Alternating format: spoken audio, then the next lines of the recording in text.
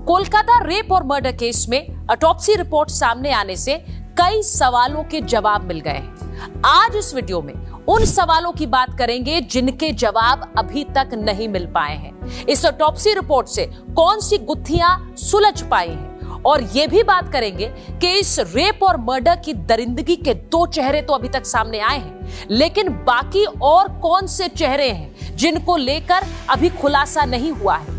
इसमें कितने किरदार हैं, आज इसकी भी बात करेंगे। ऑटोप्सी रिपोर्ट में सीधे सीधे सामने आया है कि पीड़िता के शरीर पर 16 जगह चोट के निशान मिले हैं। इसमें उसकी नाक, उसकी आंख, उसके चेहरे पर तो चोट के निशान है ही, लेकिन सबसे ज्यादा हैरान करने वाली बात है कि प्राइवेट पार्ट्स में ब्लीडिंग है और यह भी इस ऑटोप्सी रिपोर्ट में कहा गया है कि एक से ज्यादा बार रेप किया गया, क्योंकि मल्टीपल पेनिट्रेशंस के भी निशान मिले हैं। इस ऑटोप्सी रिपोर्ट में पीड़िता के नाखूनों में मांस और खून भी मिला है, जो कि उस संघर्ष से मिलता है जो संजय रॉय के शरीर पर निशान मिले हैं। अब इसका भी मिलान कराया जाएगा कि जो मांस और खून पीड़िता के नाखून से मिले वो संजय रॉय के हैं कि नहीं। दरिंदगी के दो चेहरे हैं, संजय रॉय और संदीप घोष। संजय रॉय, जिसे इस रेप मर्डर केस में पुलिस ने गिरफ्तार किया, सीबीआई उससे पूछताछ कर रही है, उससे कई घंटे की पूछताछ हुई, साइकोलॉजिकल टेस्ट हुआ और अब पॉलीग्राफ टेस्ट भी होना है। संजय रॉय से कई सवाल पूछे गए हैं, क्योंकि जानने की कोशिश ये की जा रही है कि क्या संजय रॉय अकेला वो शख्स था जिसने इस रेप और हत्या को किया, क्योंकि ये बार बार सामने आ रहा है कि मल्टीपल रेप हुआ। क्या ये गैंग रेप था? ये सवाल अभी भी बना हुआ है। संजय रॉय के साथ और कौन कौन लोग थे? संजय ने इतनी दरिंदगी से पीड़िता की हत्या क्यों की? क्या उसने पहले से पीड़िता को मारने की, हत्या की प्लानिंग करके रखी थी? और अगर ऐसी प्लानिंग थी तो उसके पीछे कारण क्या था? क्या पीड़िता कोई ऐसा राज जानती थी उस अस्पताल के बारे में और संजय रॉय के बारे में जो संजय नहीं चाहता था कि सामने आए? इसीलिए पॉलीग्राफ टेस्ट में अब यह पता लगाने की कोशिश होगी कि संजय के मर्डर के पीछे आखिर मंशा क्या थी। संजय ने मर्डर क्यों किया, रेप क्यों किया? और यह सवाल इसलिए भी क्योंकि संजय के साथ और कौन कौन लोग शामिल थे, यह भी जानने की कोशिश सीबीआई अब करने वाली है।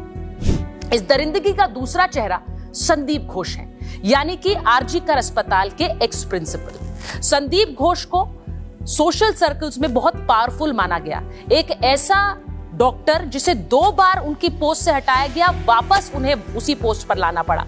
इस घटनाक्रम के बाद भी कोलकाता की सरकार उन्हें इस पद से हटाने के लिए तैयार नहीं थी। संदीप घोष से अब पूछताछ की जा रही है। संदीप घोष ने परिवार को समय रहते जानकारी क्यों नहीं दी?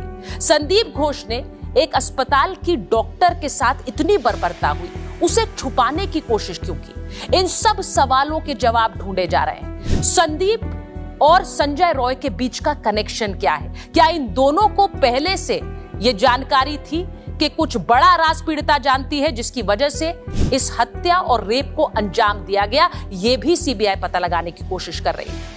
संदीप घोष पर शक इसलिए ज्यादा गहरा रहा है क्योंकि उसके फोन से डेटा डिलीट हुआ है। आखिर फोन में ऐसा क्या था जिसे डिलीट करने की जरूरत पड़ी?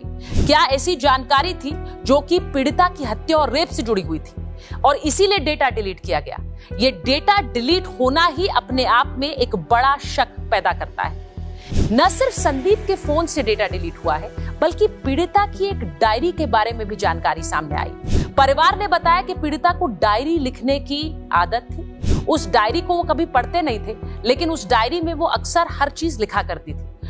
अब उस डायरी को शव के पास ही बरामद किया गया, लेकिन हैरानी की बात यह है कि उस डायरी से कुछ पन्ने गायब थे और उन्हें बहुत ही बुरी तरह से फाड़कर अलग किया गया था।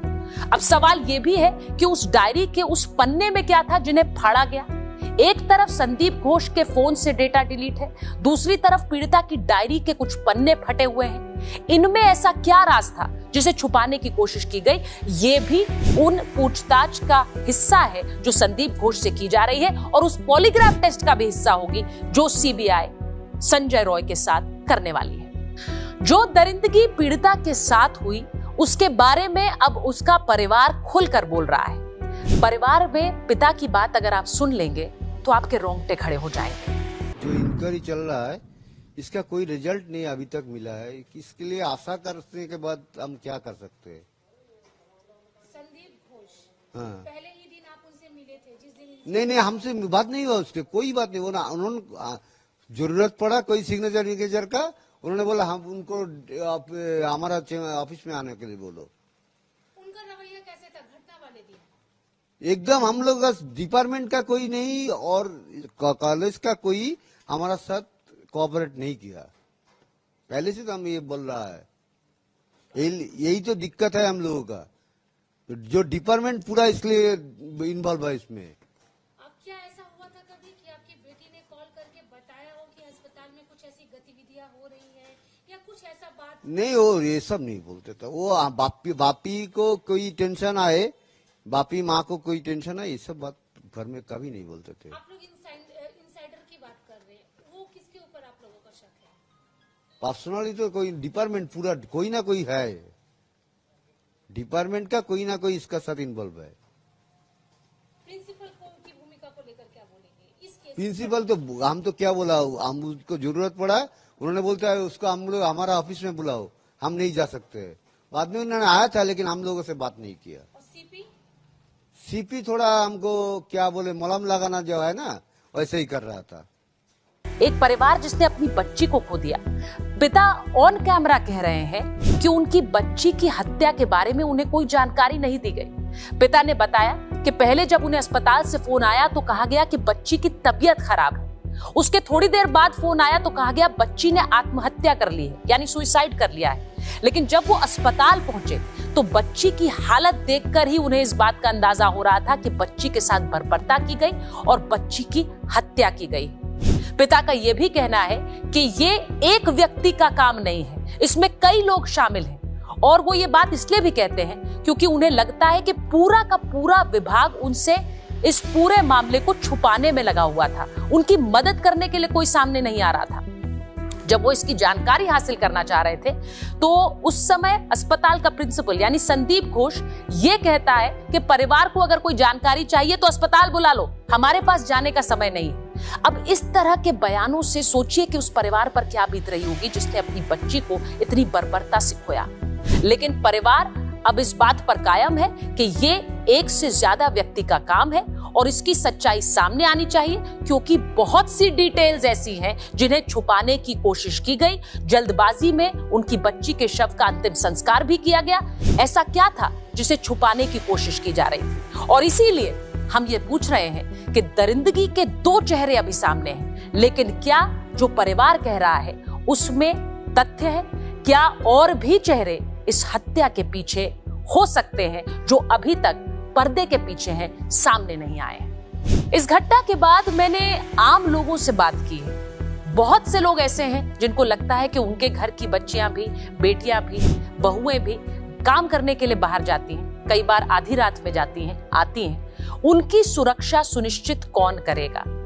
आप लोग क्या सोचते हैं? इस दरिंदगी की खबर के बाद आपके क्या सुझाव हैं सरकार के लिए भी और सिस्टम के लिए भी? इस वीडियो पर अपनी राय हमारे साथ जरूर शेयर करें।